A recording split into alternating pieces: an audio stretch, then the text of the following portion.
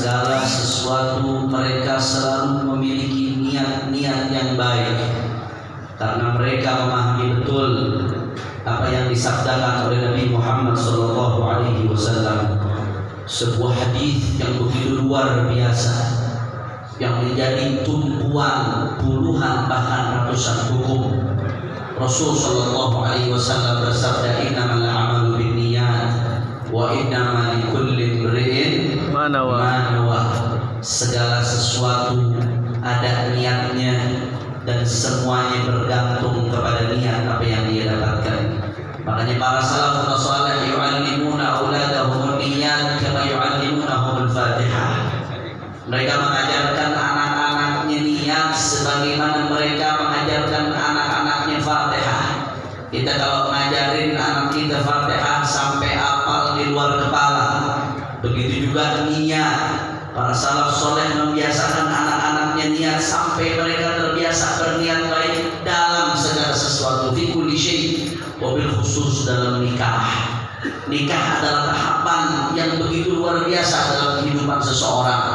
Tentunya butuh niat-niat yang agung. Kalau mau kita hitung satu persatu niat yang mulia dalam nikah terlalu banyak. Singkatnya kita niat kemana wasrafun salihun. Kita tanamkan niat dengan nikah ini, khususnya dua mempelai, sebagaimana niatnya salafun salih. Saya jadi teringat ketika saya menikah. Waktu itu di samping saya sebelum saya jalan ke rumah pengantin perempuan ada guru saya, Fadilatul Ustaz Al-Habib Saleh bin Ahmad Al-Idrus dari Malang, ta'ala bi hayatihi syarifah. Beliau bisikin di telinga saya pada saat itu. Kata beliau, niatkan niat-niat yang baik, tapi ada satu niat jamiah. Ada satu niat yang ketika diniatkan seorang pengantin, maka seakan-akan dia telah meniatkan semua perniatan yang baik. Apa niat tersebut? Nawaitu bihadzal nikah idkhal surur ila qalbi Habib sallallahu alaihi wasallam. Aku niat dengan nikah ini untuk menggembirakan hati baginda Nabi Muhammad. Kalau udah diniatkan niat seperti ini, khususnya dari kedua mempelai saudara, dan umumnya bagi yang waktu nikah belum sempat niat, tidak ada kata terlambat, saat ini bisa diniatkan saudara. Wallahu ya'lamu bis-sharair. Kalau diniatkan niat ini maka sudah mencakup segala macam niat yang baik. Kata Rasul sallallahu alaihi wasallam bersabda, tazawwaju takthuru fa inni mubahid bikum al-umama yaumil qiyamah. Nikahlah, perbanyak anak, sesungguhnya nanti di akhirat aku membanggakan umatku di depan umat-umat lainnya. Kita nikah, niatkan menggembirakan hati Rasulullah, maka sudah mencakup semua niat yang baik. Mudah-mudahan pernikahan ini termasuk pernikahan yang menggembirakan hati baginda Nabi Muhammad sallallahu alaihi wasallam. Amin ya rabbal. Itu yang pertama. Yang kedua, saudara, al-madar fi nikah al-huquq wal wajibat. Di dalam nikah, pernikahan, kata kuncinya hak dan kewajiban. Kalau mau hak betul-betul terpenuhi, maka penuhi kewajiban dengan baik. Syekhna Al-Habib Abu Bakar Al-Adli bin Ali Al-Masyhur, saya teringat pernah beliau mengatakan dalam salah satu darasnya bahwasanya idza dha'atil huquq ja'atil 'uquq. Idza dha'atil huquq ja'atil 'uquq. Kalau kewajiban tidak terpenuhi sehingga hak-hak terabaikan, disitulah datang kedurhakaan, saudara. Suami punya hak, punya kewajiban. Istri punya hak, punya kewajiban. Termasuk kewajibannya suami memberikan nafkah kepada istrinya, nafkah zahirah wa batinah.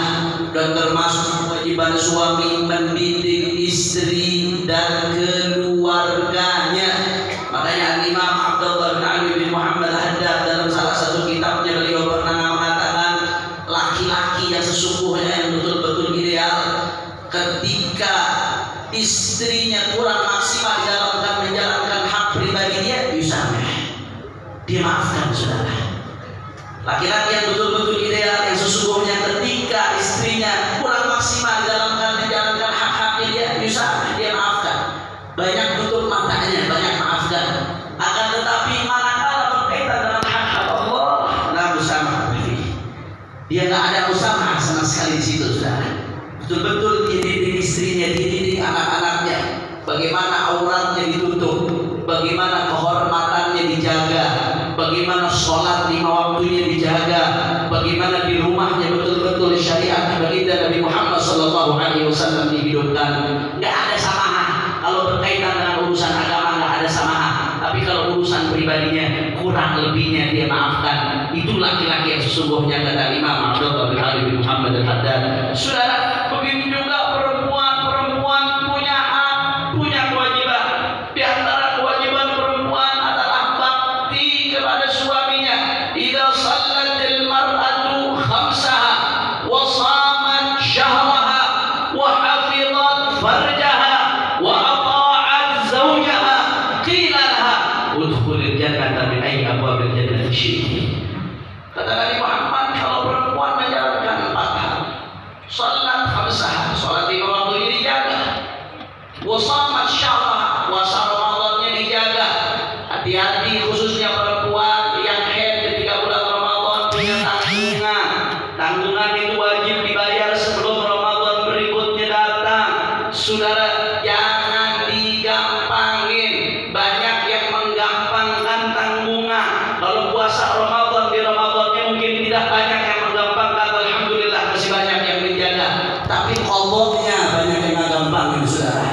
Shamat syahraha, dia jaga puasa Ramadannya, wa hafizat farjaha, dijaga kehormatannya. Kehormatannya betul-betul dijaga untuk suaminya. Auratnya tidak diperlihatkan kecuali untuk orang yang diharamkan oleh Allah. Dan yang keempat, wa ta'at zawjaha, taat sama suaminya. Jangan ikutin syaitan, jangan ikutin hawa nafsu. Al-jannah mahibadash, surga gak gratis. Salah satu kunci surga buat perempuan taat sama suami. Makanya berat, makanya gak gampang, makanya sulit, makanya cobaannya berat, bisikannya kencang. Apalagi di zaman sekarang, zaman yang betul-betul perempuan kita diuji dari luar dan dalam rumah, saudara.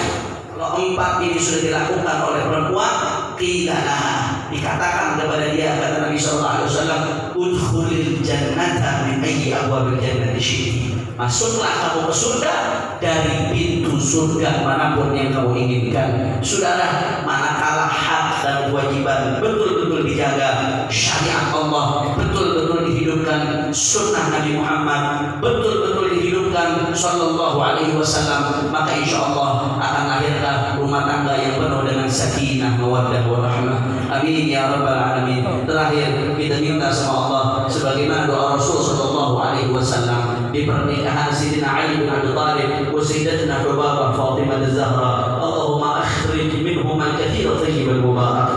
Mudah-mudahan dari keduanya Allah lahirkan keturunan yang banyak, baik dan berkah insyaallah. Mudah-mudahan Allah jadikan keduanya mafatihur rahmah wa ma'adinul hikmah, mafatih lil khair wa maghalib lisyarr. Amin ya rabbal.